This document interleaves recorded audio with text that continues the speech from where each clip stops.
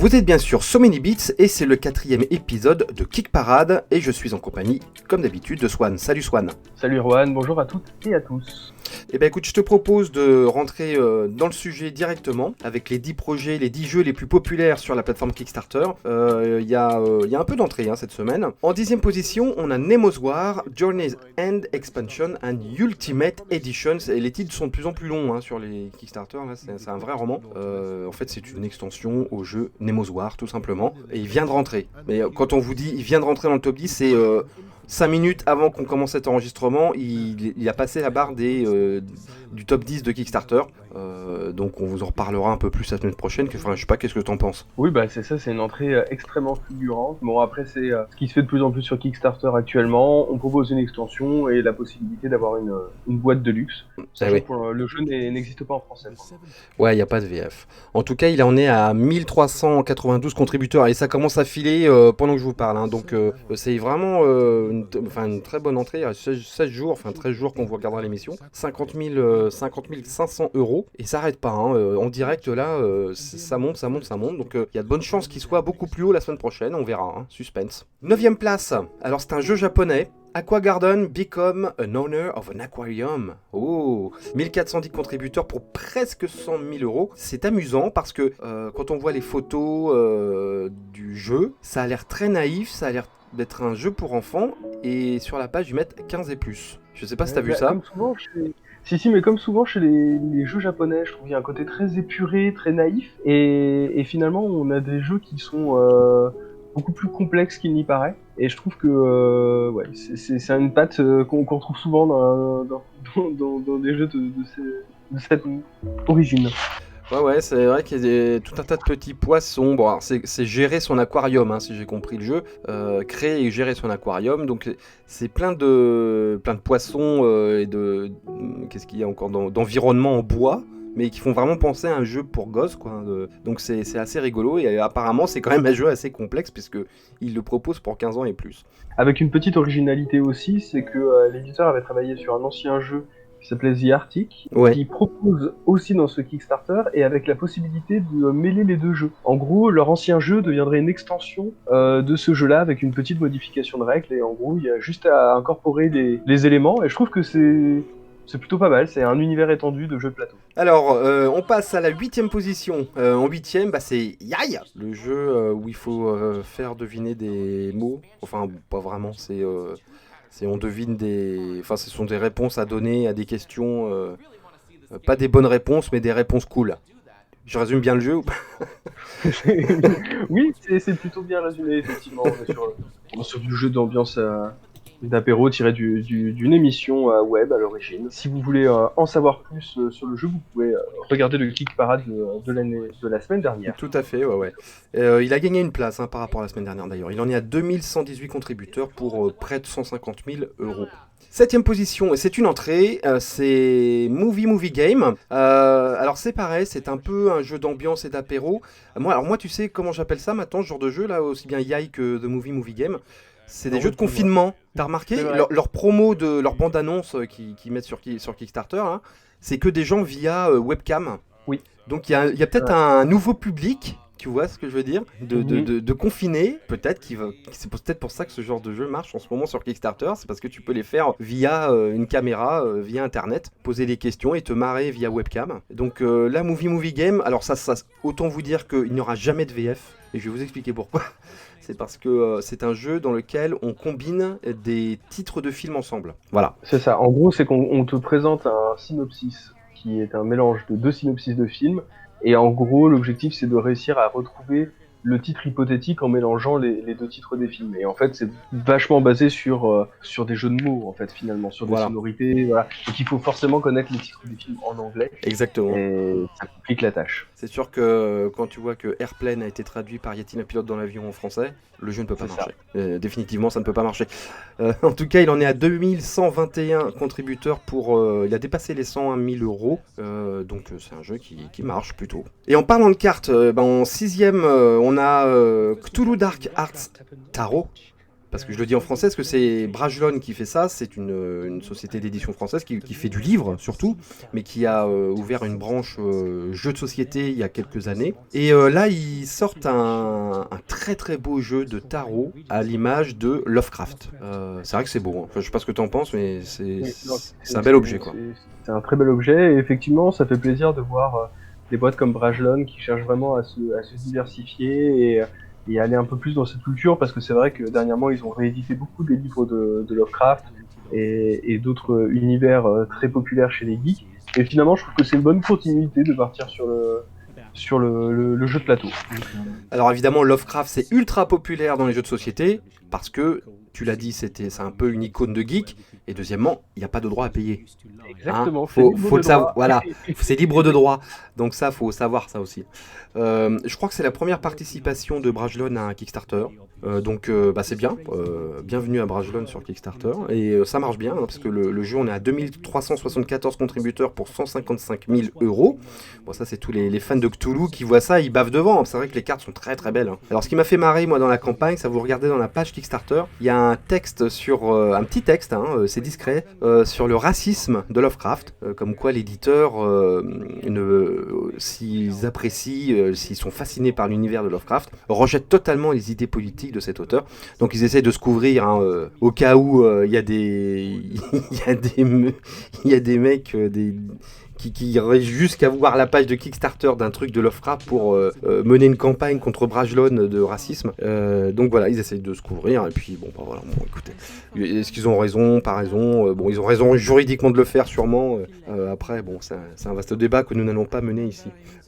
Juste pour dire que les cartes seront accompagnées, hein, d'un petit livret de 32 pages, hein, qui donne un peu un mode d'emploi de comment interpréter les cartes. En cinquième, on retrouve Escape the Dark Sector, donc le jeu d'aventure au design très 80s, qui gagne 4 places par rapport à la semaine dernière. Il en est à 2700 contributeurs pour 200, quasiment 10 000 €. Donc c'est un beau succès. C'est tellement un beau succès que l'éditeur a mis dans les stretch goals, en dernier des derniers stretch goals, ça m'a fait un peu marrer. Il a mis 750 000 $.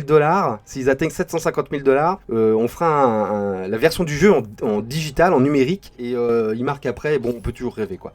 Mais je trouve que c'est plutôt rigolo, quoi. Oui, mais cette campagne a été plutôt chouette à suivre, hein, de manière générale, même si effectivement uniquement en VO pour un génératif avec beaucoup de texte, c'est vraiment à réserver à ceux et celles pour les anglophones, maîtrisent l'anglais à la perfection. Après, pour la description de la campagne, pareil, nous en avons parlé la semaine dernière, donc n'hésitez pas à aller revoir l'émission. On vous explique un peu de quoi il retourne. Tout à fait. Quatrième position, il a gagné 2 places, c'est The Pursuit of Happiness Big Box and Nostalgia Expansion, donc le grand jeu du bonheur. On pourrait résumer ça, c'est un grand jeu de plateau où vous incarnez une personne de sa naissance à sa vie âgée, et vous allez essayer de cultiver votre bonheur avec votre travail, vos relations, vos activités, vos loisirs. Donc c'est un jeu qui a déjà un peu de bouteille, qui a beaucoup d'extensions, ils en rajoutent une, et en plus ils font une big box pour contenir tout ce matériel, parce que c'est vrai que quand on voit la photo de tout ce qu'il y a, si vous avez tout, c'est pléthorique, hein. Bon, on rappelle que si la campagne là est aussi uniquement en version originale, le jeu a été édité chez Super Meeple, donc il existe ainsi que les premières extensions. La dernière extension qui est proposée là dans la campagne, pour l'instant, n'a pas été annoncée en français, mais il y a fort à parier qu'elle sortira par la suite, traduite dans la langue de Molière. Sûrement. Oh. Ou dans la langue de Jules, hein, on peut dire ça aussi. C'est vrai. Troisième position, Pachacuna qui a gagné 4 places. On n'arrête plus Pachacuna et son petit pochon fait main. moi ça m'éclate ça. Alors figure-toi que comme le jeu cartonne sur Kickstarter, il y a un stretch goal qui a été bloqué. Ton petit pochon qui va être fabriqué dans un petit village péruvien sous l'égide d'une association humanitaire suisse, hein, c'est sérieux. Il a changé de taille, il est plus grand maintenant parce que le jeu a mieux marché, donc ils ont débloqué le pochon plus grand.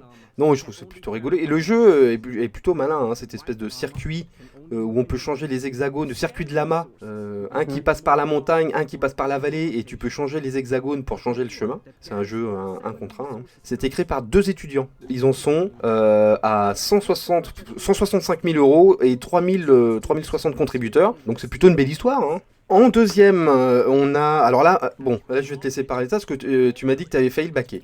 Donc, tu vas en parler. Non, j'ai pas failli le baquer, mais je l'ai baqué. Ça y est. Ah, ça y est! Ah, il a baqué, il l'a Ouais. fait! Ok. Je me suis dit, je ne backerai plus tant que je n'aurai pas reçu les jeux, voilà. Mais Tu j'ai un peu boudais, craqué. ouais, tu boudais.